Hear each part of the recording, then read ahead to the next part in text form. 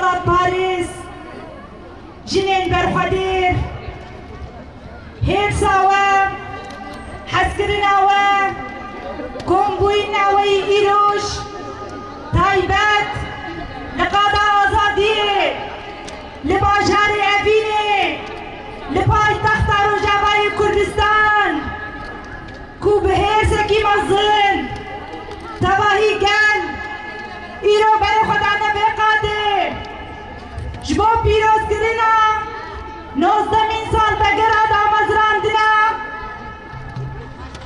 kêjekê em di serî de vê rojê li mîmarê azadiyê li rêberê felsefa jin jiyana azadî li rêber hevdûan pîroz dikin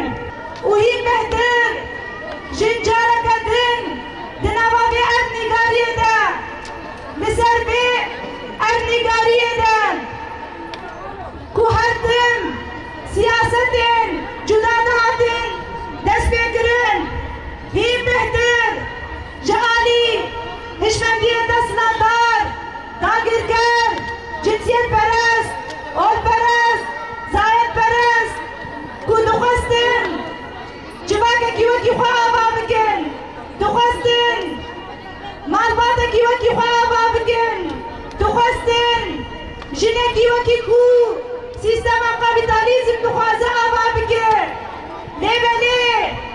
bi avakirina konfederalîzma demokratîk ya jinan bi avakirina rêxistina jinên Kurd ku hîn bêhtir bû îlhamek ji bo tevahî jinan rêxistina konfederalîzma demokratîk ya jinan ku hîn bêhtir bû bîngehek ji bo tevahî jinan her wiha di şexsê qehremana mezin di şexsê komîtana mezin rêhevat Sakîne Cansiz